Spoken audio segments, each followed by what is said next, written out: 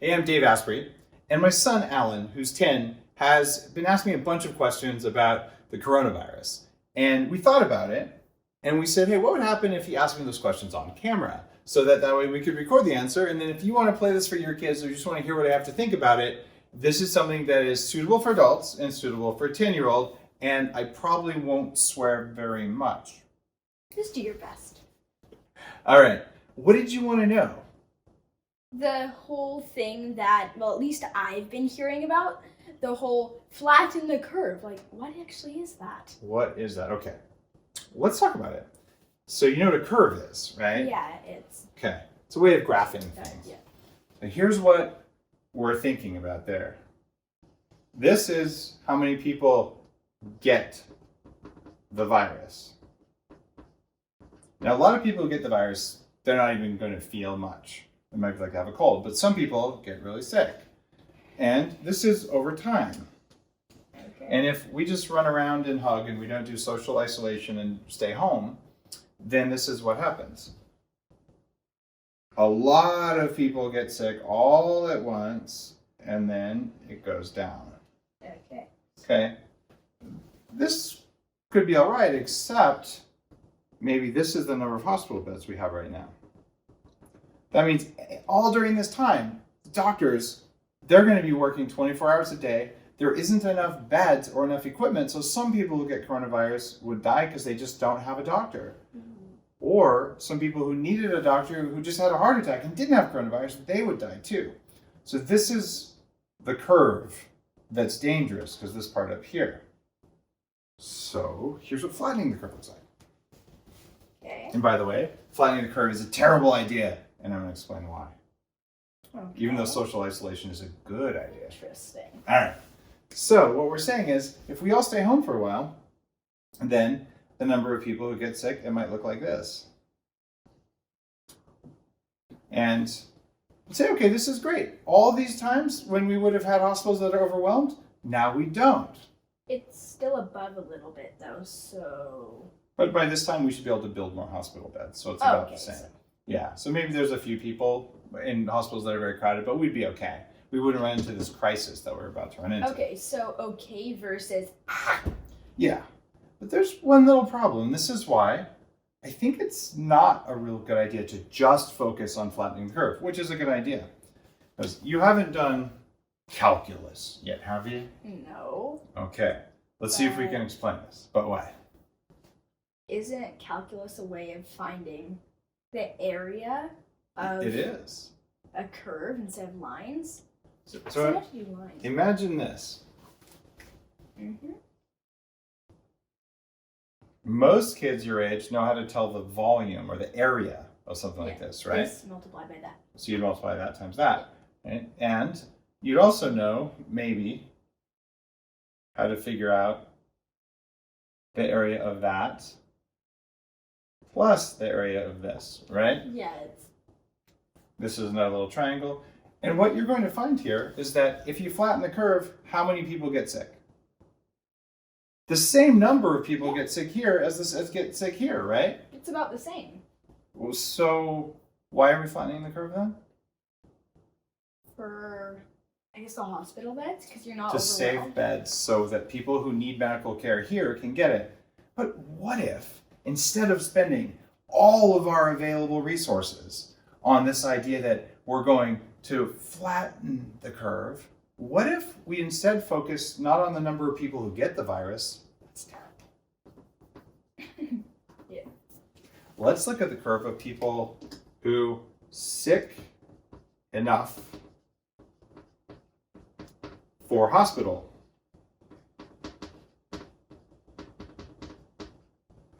Now check this out.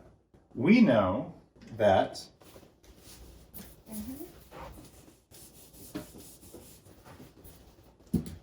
approximately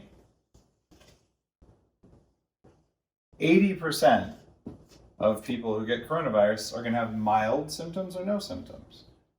And it's these ones who get really sick, and some of those have to go to the hospital. So if you get the virus and you don't go to a hospital, doesn't that not count here? Well, suddenly we've changed what we're measuring. Instead of measuring the number of people who get sick, all we worry about is, hey, how many people got sick enough to go to the hospital? Because that's all that matters. And then we shift our thinking and we say, what can we do? Well, we're all social isolating to prevent this problem to make sure that fewer people go to the hospital. If we could move this number, instead of 80% of mild symptoms, what if we just made it so 85% of people don't go to the hospital? So then that would be a big reduction, because even if the cases would look like that, the hospital effect wouldn't be as much. In fact, a 5% drop in the number, or a 5% increase in the number of people who don't have to go to the hospital. It's a quarter. Hey, you nailed the math. Right on. It's a 25% change in this number up here. And what that means this curve drops by 25%. Lovely. So it would look more like that. So what it would mean is that it would look like this. Because we're no longer focusing on, oh no, did you get the virus? Because frankly, who cares if you never felt it? What you're worried about is how many people are going to go to the hospital. We would still socially isolate, but we would take the time to, what are the things you could do to maybe get yourself healthier so you would survive the virus? Take your vitamins, as you're always telling me we do every morning. Yeah, just take your vitamins. What else could you do? Have more sleep and not eat fried and really sugary stuff. Even if it tastes good. It's almost like you read the Bulletproof Diet.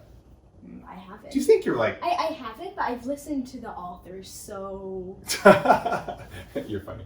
So anyway, that's our trick. We're going to talk about what if we can, instead of flattening the curve, which we're going to do anyway, let's talk about dropping the curve. And let's talk about the number of people who have to go to the hospital. What I want to do is I want to build superhumans like you and like me who have really strong immune systems and this is for everyone out there, the tools to not have to go to the hospital. So if you get coronavirus, if you're healthier like that, you could just stay home, not have to go to the hospital, save a bed for someone who actually needs it, yeah, and be immune after, and then you're done with it. Then you don't have to worry, and then you can also help people who have a high chance of getting it, because so they wouldn't have to go shopping and stuff. You nailed it. Help your community. Our biggest chance of helping the most people is to lower demand for hospitals by making all of us healthier.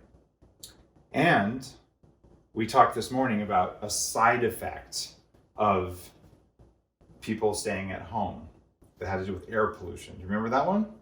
Oh yeah, wasn't it in China? It was in China. In China, there was, I think in Wuhan. In Wuhan, since everyone wasn't going outside, not as many cars and buses and things that create pollutants. Yep. That saved, I think it was 70,000?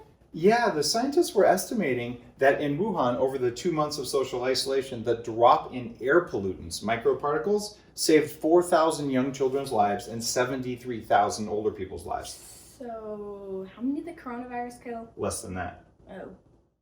So it turns out we can do a lot to keep people out of the hospital. And it's our job now that we've all seen that the coronavirus is a threat. How do all of us become stronger and more bulletproof people? And let's change our discussions, let's change it at schools, let's change it at home, is, hey, even if we flatten the curve, at least half of us, and maybe 70-80% of us, are going to get the coronavirus at some time because it's a disease like a cold. So let's just make it so if it happens, we've got this. If you have it, don't go to a hospital unless you really need it. Yeah, save the hospitals for people who really need it. Alan, thank you for asking me questions and thank you for helping to explain. You're welcome. Nice job. It was a good high five. That was so good.